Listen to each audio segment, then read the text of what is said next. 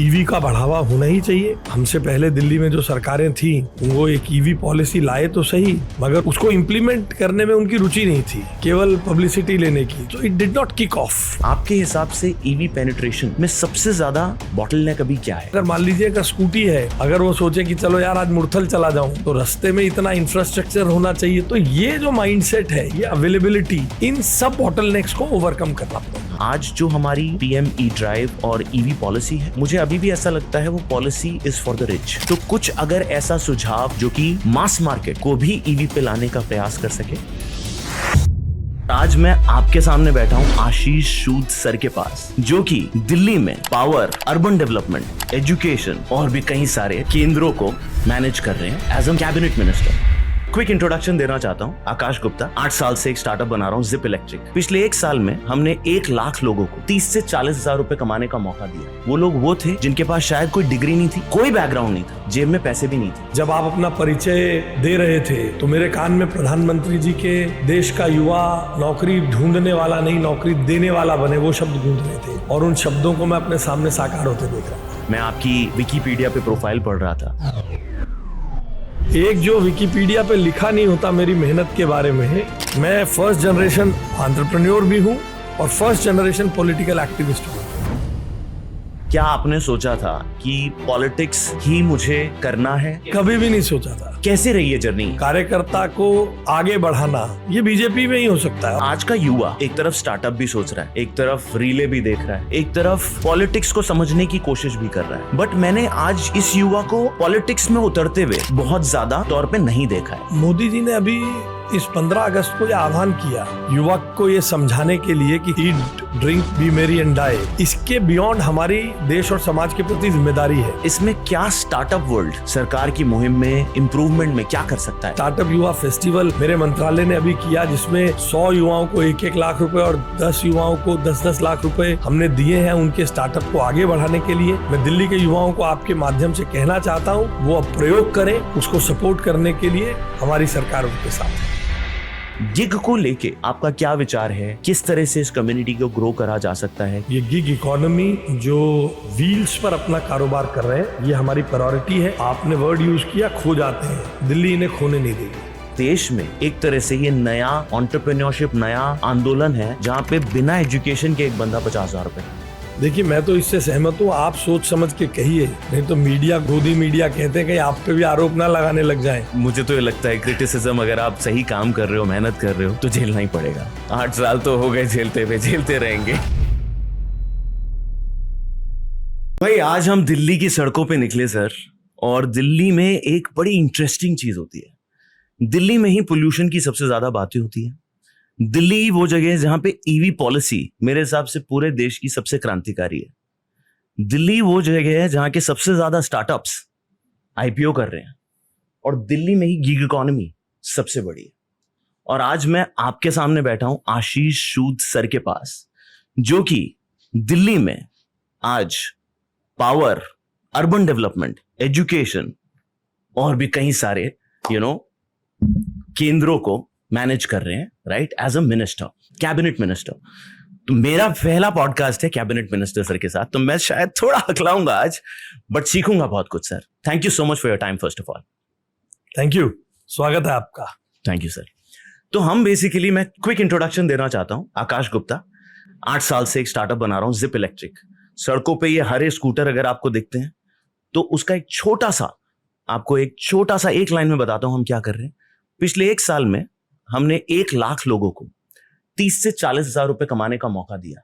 वो लोग वो थे जिनके पास शायद कोई डिग्री नहीं थी, कोई बैकग्राउंड नहीं था, जेब में पैसे भी नहीं थे, गांव से आते हैं शहरों में, जिप का एक स्कूटर लेते हैं, नेटफ्लिक्स की तरह 250 रुपीज अ डे का प्लान होता है, और दिन के 1500 रुपए कमाना शुरू कर देते हैं डे 1 से। तो ये बदलाव जो सिर्फ 1 लाख का था 1 साल में, और 2 साल में 2.5 लाख लोगों का किया हमने, वो हम 50 लाख लोग तक लेके जाना चाहते हैं। ये हमारी छोटी सी मुहिम है सर। बहुत अच्छा है, और मैं इसीलिए कहता हूं कि प्रधानमंत्री जी ने जिस प्रकार देश के युवाओं को प्रेरित किया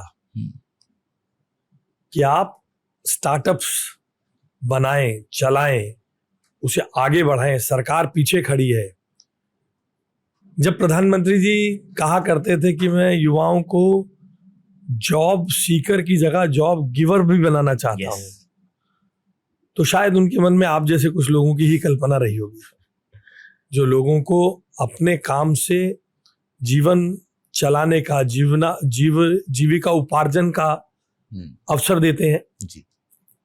और जब आप अपना परिचय दे रहे थे तो मेरे कान में प्रधानमंत्री जी के देश का युवा नौकरी ढूंढने वाला नहीं, नौकरी देने वाला बने, वो शब्द गूंज रहे थे और उन शब्दों को मैं अपने सामने साकार होते देख रहा था। Thank you so much sir, thank you so much. और सर इसी चीज को एक कदम और आगे लेके जा रहा हूं मैं, और ये इस चैनल के माध्यम से और आपके माध्यम से ये मैं एक बदलाव जो मेरा है, बेसिकली जो भी ये 30,000 लोग हर महीने जिप से पैसा कमाते हैं, उनको आज तक डिलीवरी बॉय बोला जाता था, राइट? मैं जब उनको देखता हूं, मैं करीब महीने में 30 से 40 लोगों से मिलता हूं, मुझ में एक भी एम्प्लॉय का, उनमें कोई भी एम्प्लॉय नहीं दिखता, उनमें कोई भी डिलीवरी बॉय नहीं दिखता, मुझे उनमें एक एंटरप्रेन्योर दिखता है, क्योंकि वो सुबह अपने टाइम से उठता है, रात को अपने टाइम तक मेहनत करता है, दिन के 1500, महीने के 50,000 रुपए कमाता है, पूरी फैमिली का खर्चा उठाता है, जब छुट्टी लेनी हो छुट्टी लेता है, जब रेस्ट लेना है रेस्ट लेता है, और भर के मेहनत करता है। तो वो एक एंटरप्रेन्योर है सर। देखिए, मैं अपने स्टूडेंट डेज से, जब मैं दिल्ली यूनिवर्सिटी स्टूडेंट यूनियन का प्रेसिडेंट था, तब से मैं एक बात बताता हूं। मैंने इस बात को दिल्ली की सड़कों पर, दिल्ली के रेलवे स्टेशन पर, करोल बाग की गलियों में, चांदनी चौक की गलियों में, पुराने दिल्ली रेलवे स्टेशन पर, पहाड़गंज में, आप उस समय के दौर में 2 रुपए से लेकर 1988-89 में मैं था जी, तो 2 रुपए से लेकर 2,000 रुपए तक कितने में भी भरपेट खाना खा सकते थे। सही बात। सड़कों पर दाल चावल 2 रुपए में भर प्लेट मिला करता था जी। करो रैगड़पुरा की गलियों में मैंने देखा। हाँ। उसी तरीके से आप, दिल्ली वो महानगर है, दिल्ली वो राज्य है जहां पर यूं ही नहीं कहा जाता कि दिल्ली दिल वालों की है। हाँ। दिल्ली वो राज्य है जहां आप अगर दिल से मेहनत करते हैं तो आप, जैसा आपने कहा, 50,000 रुपए अपनी मेहनत से 1,000-1,500 रुपए दिन में कमाने वाले से लेकर 10 लाख 1 करोड़ रुपए दिन में कमाने वाले को लिए यहां जगह है, मौका है, अवसर है। और प्रधानमंत्री जी के देश की इकोनॉमी के लिए और देश में स्टार्टअप्स को और युवाओं को प्रेरित करने के बाद तो अनंत सीमाएं हैं दिल्ली में। और मैं ऐसे सब मेहनतकश भाइयों को, बहनों को, मैं उनको अपने आदर्श के रूप में देखता हूं, अपने मेहनत में उनको अपने आदर्श के रूप में देखता हूं। जी जी। नहीं सर, आपने बहुत मेहनत करी है जीवन में। मैं आपकी विकीपीडिया पे प्रोफाइल पढ़ रहा था, आपने शुरुआत डीयू से करी और डीयू से जाके पॉलिटिक्स में आपने एबीवीपी में भी काम किया और फिर जाके आप बीजेपी में आए और फिर आपने आज कैबिनेट मिनिस्टर बने। सर, जो एक यंग है, जो 19-20 साल का, विकिपीडिया पे लिखा नहीं होता मेरी मेहनत के बारे में, बताइए ना सर। मैं फर्स्ट जनरेशन एंटरप्रेन्योर भी हूं। वाओ। मैंने अपने स्कूटर पर 2-2 हजार शर्ट्स का, स्कर्ट्स का या किसी और ड्रेस का बोरा बांधकर दिल्ली की सड़कों पर अपनी फैक्ट्री चलाई है, अपना कारोबार किया। स्कूटर पंचर हो जाता था तो वो बोरा बड़ी मुश्किल से नीचे रख के पहिया बदलते थे और उसके बाद किसी को रोक कर, यार जरा ये बोरा ऊपर रखवा दो। हाँ, तो हमने सिर्फ इस क्षेत्र में मेहनत नहीं की है। क्या बात है। मैं फर्स्ट जनरेशन एंटरप्रेन्योर भी हूँ और फर्स्ट जनरेशन पॉलिटिकल एक्टिविस्ट भी हूँ। अमेजिंग सर, ये तो मुझे को बहुत अच्छी चीज। ये विकिपीडिया में लिखा नहीं, ये मेरा पर्सनल हुआ है, मगर आपने कहा तो मुझे लगा मैं आपको बता दूं। अब तो मजा है। ऐसा ही नहीं कहा समझा जाना चाहिए। मैंने गारमेंट एक्सपोर्ट की फैक्ट्री फैब्रिकेशन के लिए चलाई, मैंने एक्सपोर्ट भी किया, मैंने इन्वर्टर्स भी बनाए, बेचे। क्या बात है। मैंने अपने तरह से कई काम किए। बहुत मेहनत करी है सर। अब तो मतलब एंटरप्रेन्योर भी आपने एक और चीज ऐड कर दिया तो और मजा आएगा। बट सुनना चाहेंगे सर, जब बचपन में आप थे, क्या आपने सोचा था कि पॉलिटिक्स ही मुझे करना है, या फिर ये जर्नी कैसी कभी भी रही? नहीं सोचा था। कैसे रही ये जर्नी? देखिए, मैं आत्माराम सनातन धर्म कॉलेज में फर्स्ट ईयर में गया, तो फर्स्ट ईयर के स्टूडेंट जैसे ही घूम रहे थे, तो जहां हमारी क्लास थी सामने एक सेमिनार रूम था, तो एक डिबेट चल रहा था। हमने भी अपना नाम लिखवा दिया, हमने भी भाषण दिया उसमें। हमें 11 रुपए का कंसोलेशन प्राइज मिल गया। जेब में 100 रुपए जेब खर्ची घर से मिलती थी, 11 रुपए का एकदम बोनस सा हो गया। 10% एक्स्ट्रा। और कब? 10%। 83-84 में। हाँ जी।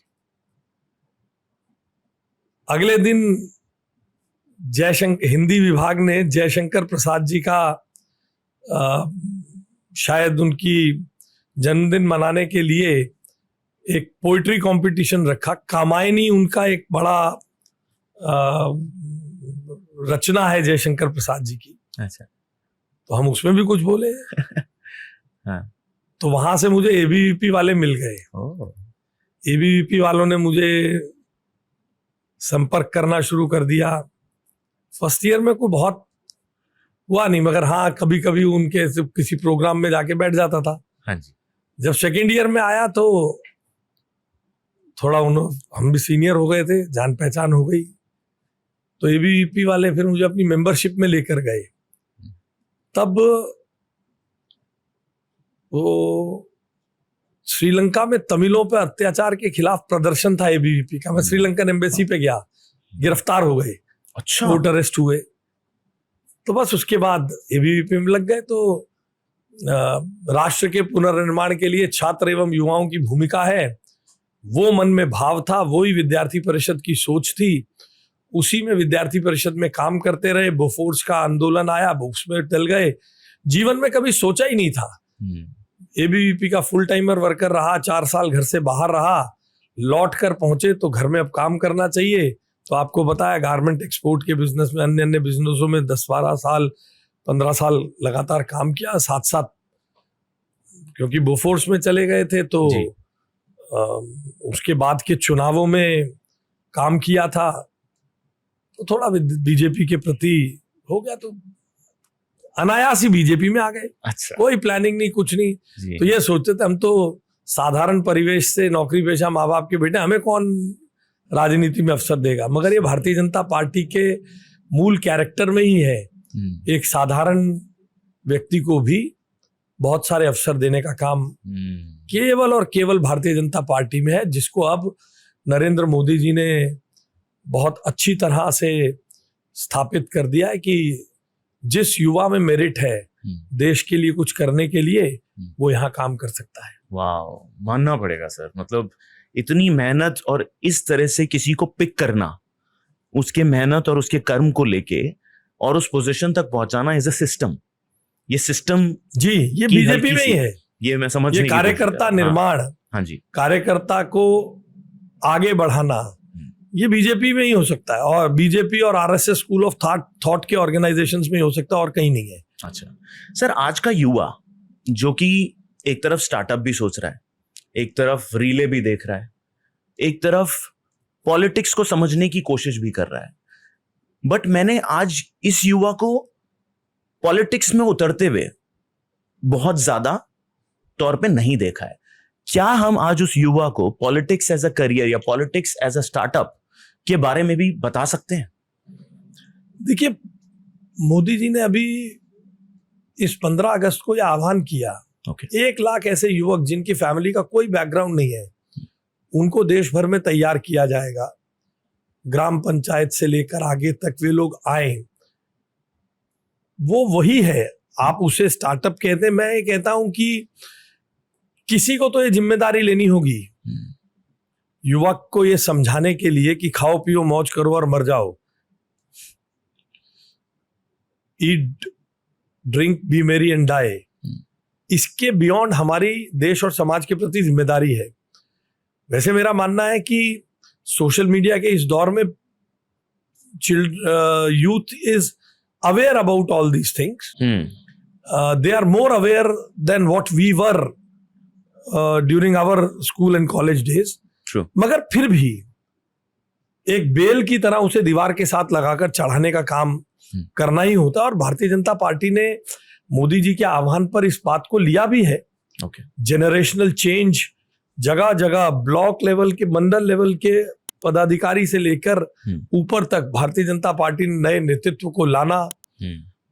नरेंद्र मोदी जी ने जिस प्रकार 1 लाख से ज्यादा युवकों की बात की है, this is exactly what is happening which you are thinking and you are trying to give them the words as you feel. जी, क्योंकि आप स्टार्टअप की दुनिया से हैं जी, इसलिए इसको स्टार्टअप की तरह पेश किया आप. हाँ, मैं बस वही कह रहा हूँ कि it's a future, right. Startup भी एक फ्यूचर है, लोगों का फ्यूचर बदलने का या देश का लैंडस्केप बदलने का.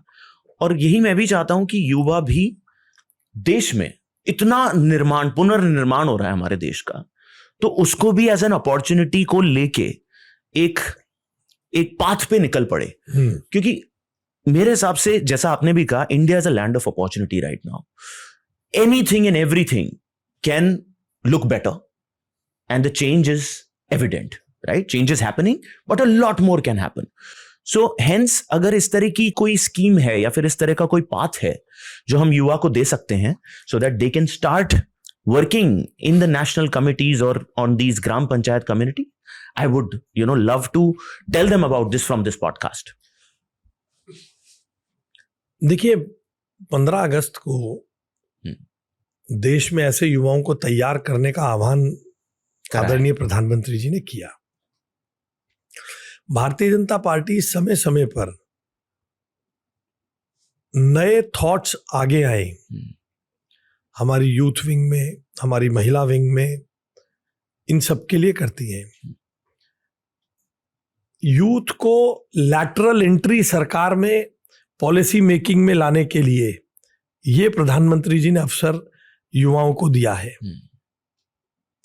लैटरल एंट्री सरकार में मिली है. अपना नए थॉट्स के साथ प्रोफेशनल्स आए और सरकार में अपना योगदान दें.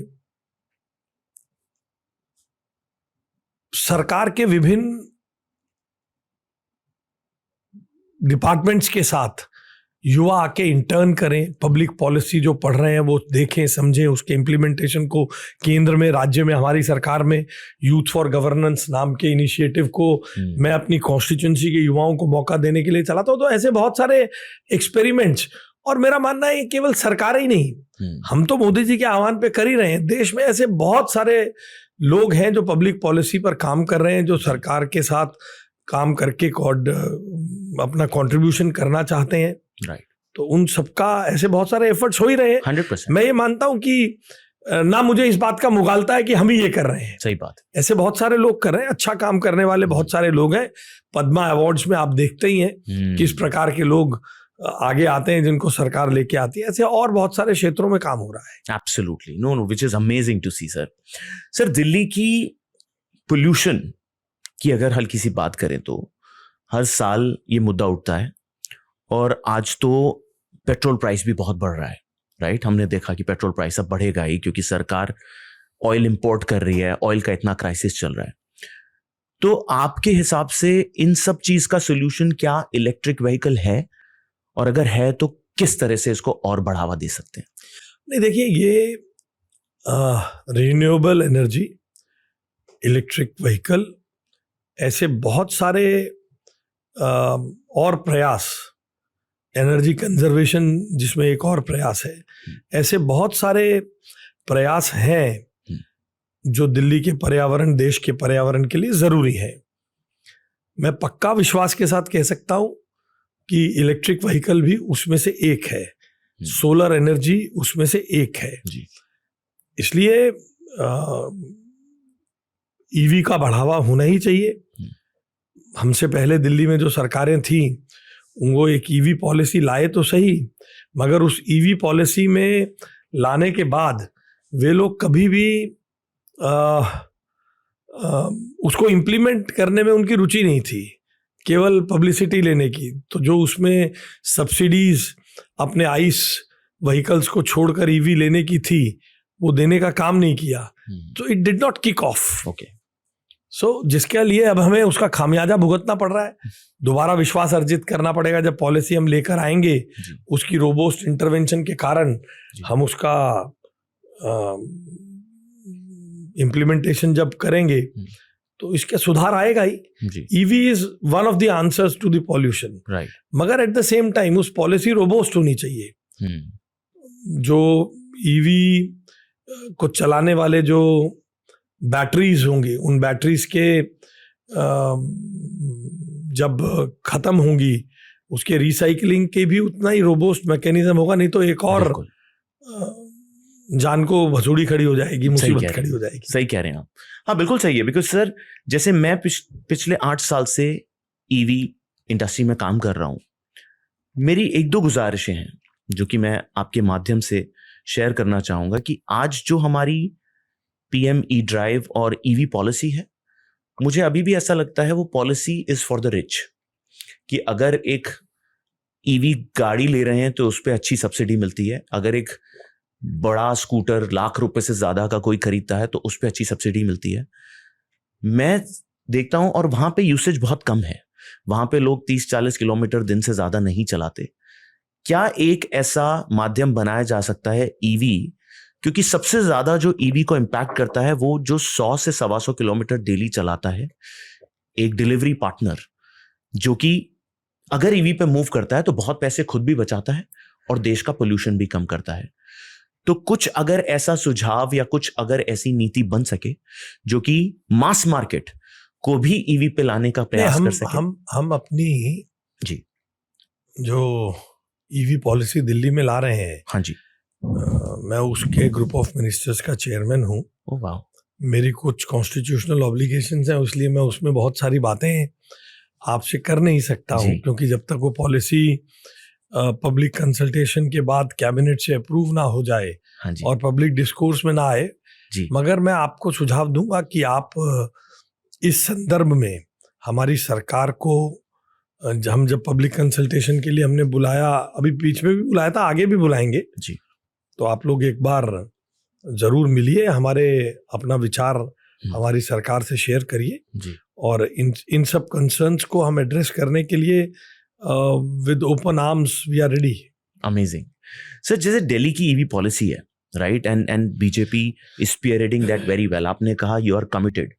मैं आपको एक चीज बोलना चाहूंगा कि कोई 3 और स्टेट जिनको आप बोलना चाहेंगे कि उनको भी ईवी पॉलिसी दिल्ली की रेप्लिकेट करनी चाहिए। देखिए, मैं अभी ये बोलना नहीं चाहूंगा क्योंकि अभी हमने वो पॉलिसी पे काम ही किया है। अच्छा हम जब इम्प्लीमेंट करके उसके नतीजे दिखा देंगे, हाँ जी, तो मुझे बोलना नहीं पड़ेगा, लोग अपने आप मेरी पॉलिसी को फॉलो करेंगे। हमने बहुत गहराई के साथ उस ईवी पॉलिसी पे काम किया है। अच्छा। हमने एक्सपर्ट्स रोप इन किए हैं, हमने इंटरनेशनल सोलर अलायंस से बात की है, हमने इंडस्ट्री एक्सपर्ट्स से बात की है। Industry experts not only in the field of vehicle manufacturers, in the field of battery manufacturers, in the field of disposal of the battery, recyclers of the battery. Recycling, right. And I have spent more than 50 hours discussing with these professionals at different points of time. Maybe more.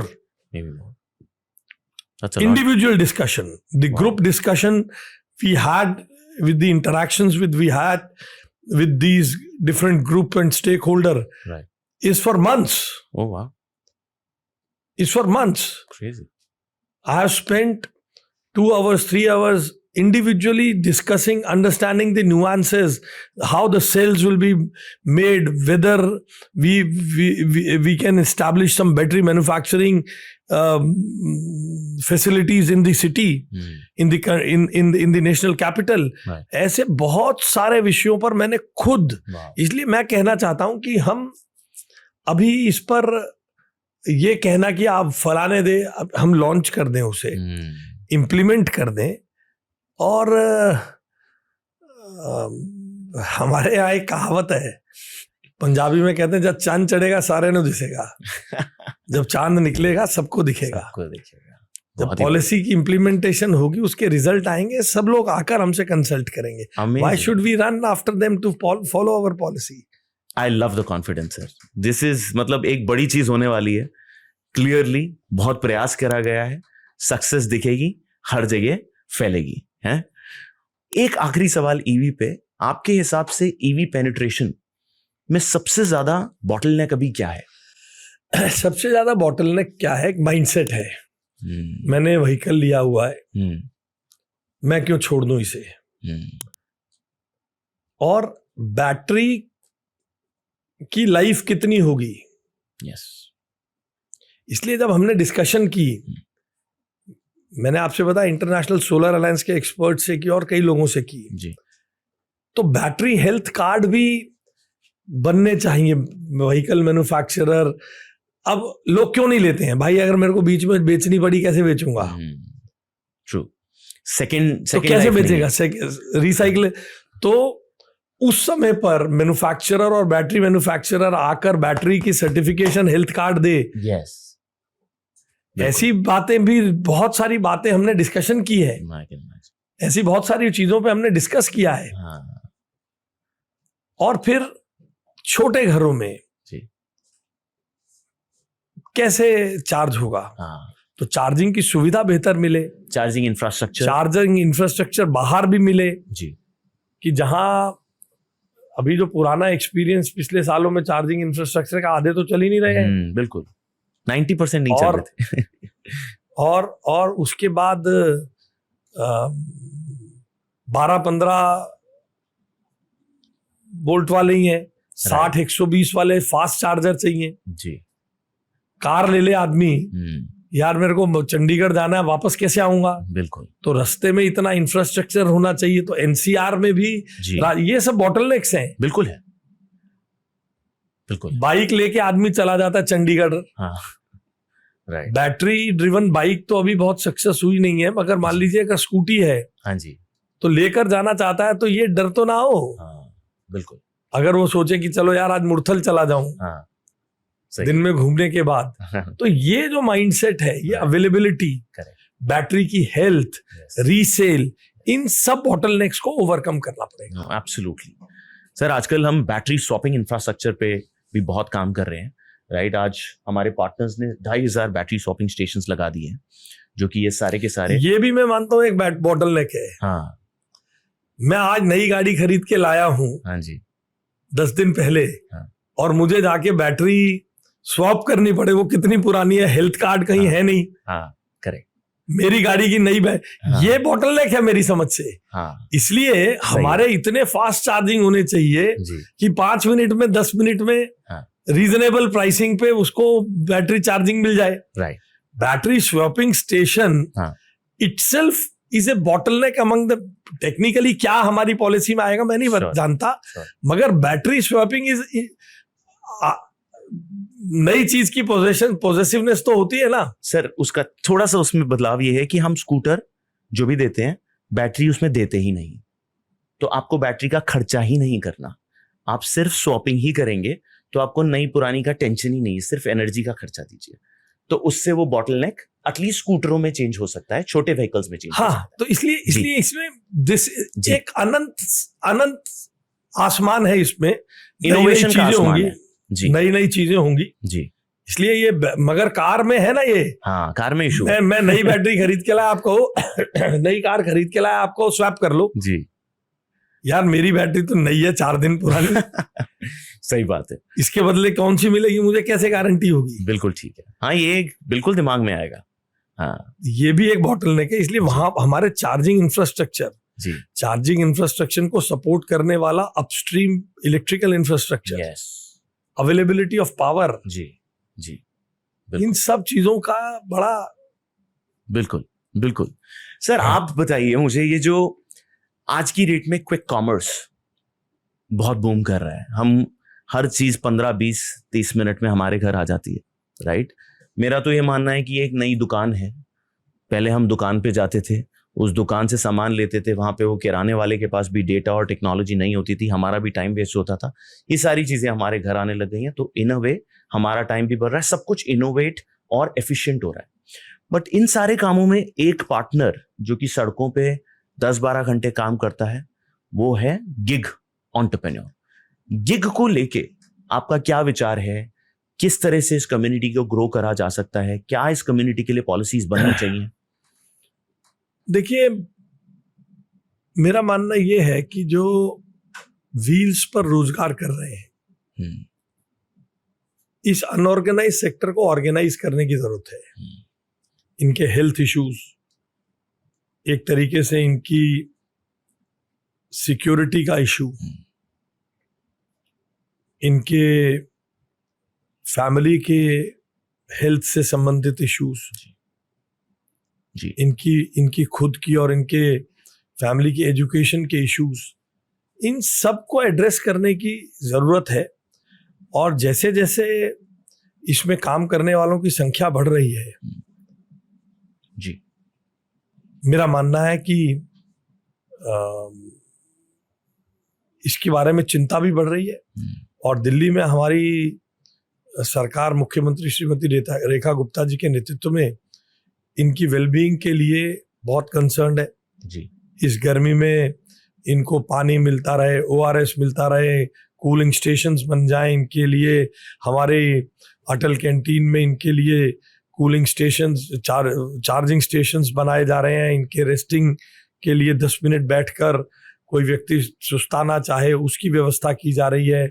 हम धीरे धीरे इनकी safety security के बारे में भी सरकार बात कर रही है, पुलिस से हम बात कर रहे हैं। ऐसे अनेक विषयों पर हमारा काम चल रहा है, हमारी चिंता है। वाह सर, ये बहुत ही, मतलब मैं आज गिग इकोनॉमी का एक बहुत इम्पोर्टेंट हिस्सा बनने की कोशिश कर रहा हूँ, क्योंकि मेरे को ये बहुत ही ज्यादा क्लोज टू माय हार्ट लगती है। क्योंकि ये जब लोग इतनी मेहनत करते हैं और कमाते हैं, इनके आज बच्चों की एजुकेशन का कोई प्लेटफॉर्म नहीं है। इनको खुद को इंश्योरेंस देने का कोई प्लेटफॉर्म नहीं है। इनको कोई क्रेडिट लोन, जो अच्छा कमा रहा है, जो कि लगातार 2 साल से काम कर रहा है, आज उसको भी लोन की सुविधा भी नहीं मिलती, फाइनेंसिंग का सुविधा नहीं मिलती। इनके हाउसिंग का स्ट्रक्चर चेंज हो सकता है। क्या हम इनके लिए बंक बेड्स बना के एक सुविधा कर सकते हैं? क्योंकि गांव से लोग आते हैं शहरों में, बट खो जाते हैं कहीं ना कहीं।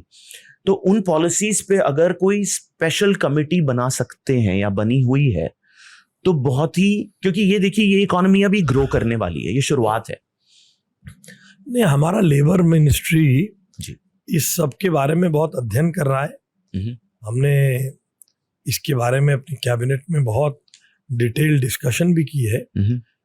आप जैसे लोग जो इससे जुड़े हुए हैं, मैं आपको कभी इसके बाद आपके साथ बैठकर हम आपके विचार भी जानना चाहेंगे।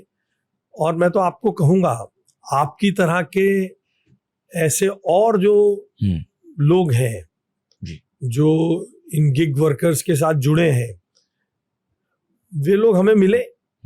मैं आपको इसके बाद तुरंत हम एक समय तय करते हैं जी, हम आपसे भी समझेंगे इनकी समस्या। जी, हम हमारे एफर्ट्स भी आपको अटल कैंटीन में दिखाएंगे। वाह, और आपको और जो सुझाव आपके पास हो हमारे लिए, हम उसमें से जो भी अपने सरकार के लिमिटेड मीन्स में से यूज कर पाएंगे, हम जरूर करेंगे। ये गिग इकोनॉमी, ये नौजवान जो व्हील्स पर अपना कारोबार कर रहे हैं, ये हमारी प्रायोरिटी है। ये गरीब, एंटरप्राइजिंग, खुददार नौजवान, स्वाभिमानी युवा, ये हमारी प्रायोरिटी है। और आपने वर्ड यूज किया, खो जाते हैं, दिल्ली इन्हें खोने नहीं देगी। वाह, I will clap on that कि दिल्ली इन्हें खोने नहीं देगी। सर, आज ये देश में 1 करोड़ युवा हैं जो कि सिर्फ 2 व्हीलर पे डिलीवरी का काम करते हैं, राइट? पूरे देश में यहाँ वहाँ भटके हुए हैं, बट हम भी इनके लिए टेक्नोलॉजी प्लेटफॉर्म बना रहे हैं, एक OS बना रहे हैं जहां पे इनको ये सारी सुविधा मिल पाए एक क्लिक ऑफ अ बटन पे। आज अगर ये पेट्रोल बाइक पे 12,000 रुपए, 36,000 रुपए कमाते हैं, 12,000 रुपए खर्च कर देते हैं अपनी मोबिलिटी पे ही, हम उस 12,000 को कट करके 6,500 पे लेके आ रहे हैं। तो उसको 6,000 की एक्स्ट्रा सेविंग आउट ऑफ 36,000 हम देना शुरू कर रहे हैं।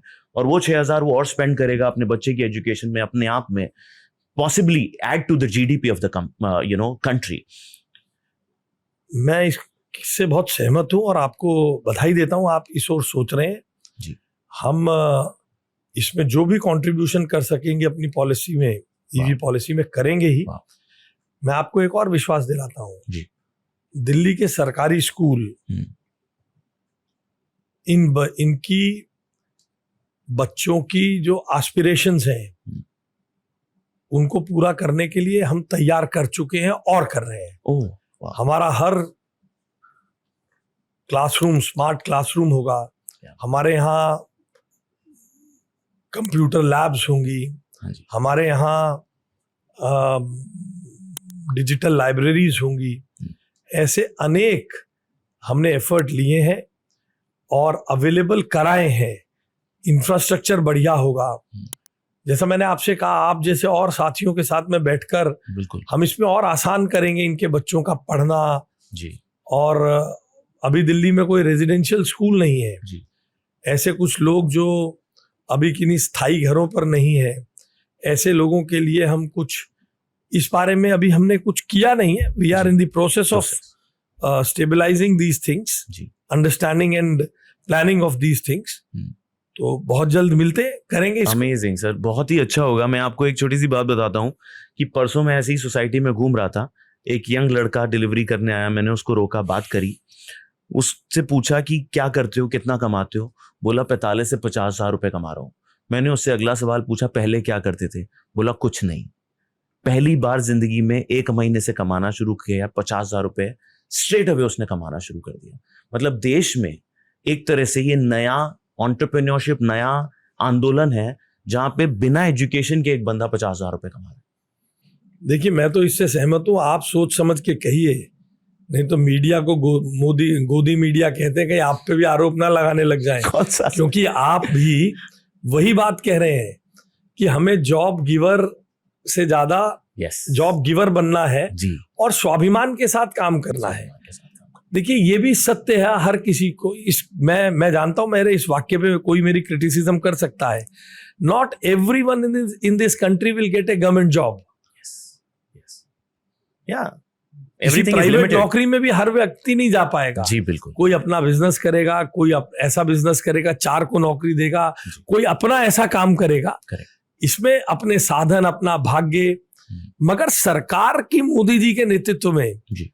ऐसी कोशिश है कि आसमान खोल के रखे। आप जैसे लोगों के लिए जो 10,000 लोगों को जिप स्कूटर दे के रोजगार दे रहे हैं, उनके लिए भी आसमान खुला है। और अभी जिसका आपने जिक्र किया, पहले महीने में जीवन में 50,000 रुपए कमा रहा है। जब हम कारोबार में लगे थे तो ऐसा सोचते थे 93-94 में, यार 15-20 हजार रुपए मिल जाए तो बहुत बड़ी चीज हो जाएगी। सही बात है। तो इसलिए ये इस चीज को खुले मन से देश में स्वीकार करना चाहिए। दी रिस्पेक्ट ऑफ दी मतलब जो लेबर या श्रम की जो श्रम, स्वाभिमान से श्रम का जो सम्मान होना चाहिए, डिग्निटी ऑफ लेबर, उसको ये लोग अपने पॉलिटिक्स के चक्कर में गिरते हैं। इसलिए आपको भी कहीं क्रिटिसिज्म में ना डाल दे। सर, अब मुझे तो ये लगता है क्रिटिसिज्म, अगर आप सही काम कर रहे हो, मेहनत कर रहे हो, तो झेलना ही पड़ेगा। 8 साल तो हो गए झेलते हुए, झेलते रहेंगे। सर, आखिरी में मैं आपसे ये पूछना चाहूंगा कि भारत देश विकास की तरफ तो बढ़ रहा है, बट भारत देश में अगले 10 साल में हम दिल्ली को कैसा देख सकते हैं? क्या प्रयास है? देखिए, अगले 10 साल में आपके पिताजी सरकारी स्कूल में पढ़े होंगे जी, मगर आप प्राइवेट स्कूल में पढ़े होंगे जी। ऐसी दिल्ली बनाना चाहते हैं जहां पर आपकी अगली जनरेशन दिल्ली के सरकारी स्कूलों में पढ़े। इतने सुंदर, इतने बढ़िया सरकारी स्कूल बनाना चाहते हैं।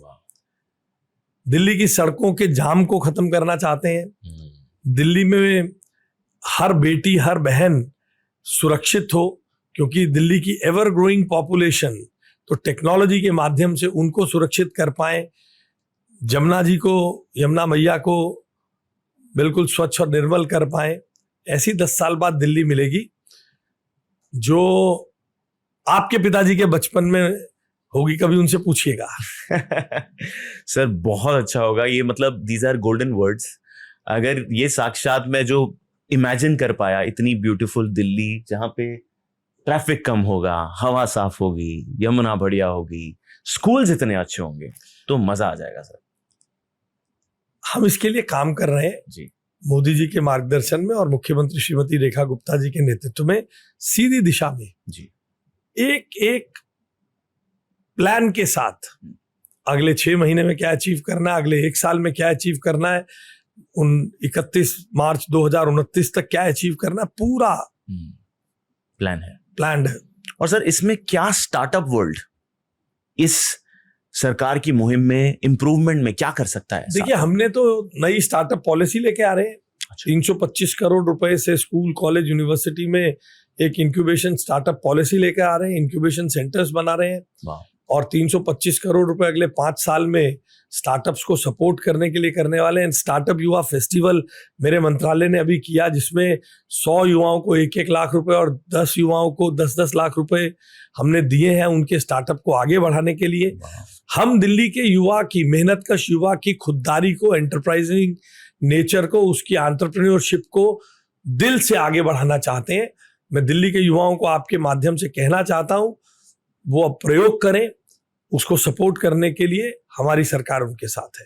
बहुत ही बढ़िया। और सर एक छोटी सी मुहिम इसमें हमने भी शुरू करी है, जिसका नाम है हेल्प मी हेल्प यू, जहां पे मैं हर हफ्ते 10 बहुत ही युवा एंटरप्रेन्योर्स के साथ बैठता हूँ। ज्यादातर दिल्ली के ही आते हैं और वो अपनी प्रॉब्लम शेयर करते हैं और मैं कोशिश करता हूँ उनको सॉल्व कर पाऊँ या फंड कर पाऊँ। तो अगर इसमें भी हम कुछ ना कुछ दिल्ली सरकार के साथ कर पाएं कि इन युवाओं को इस प्रोग्राम में 1 लाख 10 लाख वाले में शामिल कर पाएं, तो I would love to take those details from your team. जरूर करें। But sir thank you so much for enlightening us. It was an amazing conversation. Learn about your life, learn about how someone can think of politics also and entrepreneurship together, as I can see both of the things done by you, and how we can visualize an amazing Delhi. I am happy to see people like you at the helm doing such a great job. Thank you very much. Thank you. Join hands with our government, as I have invited you to come with few of the young entrepreneurs who are contributing in this gig economy, Right. and share ideas for their welfare. 100%. You are more than welcome. 100%, sir. I'm Thank looking you. forward to do that. Sir, एक note that you want to give a message to every youth, young guy, a chapter from your life that you want to share. Wow. लीजिए, Thank you. बहुत बहुत धन्यवाद आपका। मेहनत करें, मेहनत का सम्मान करें और मेहनत से रोजगार देने वाले बनने के लक्ष्य को पाने के लिए काम करें। दिल्ली और भारत को विकसित भारत 2047 बनाने में अपना योगदान दें। जय हिंद, जय Delhi. Ashish Sood. Thank you sir, thank you so much for enlightening us.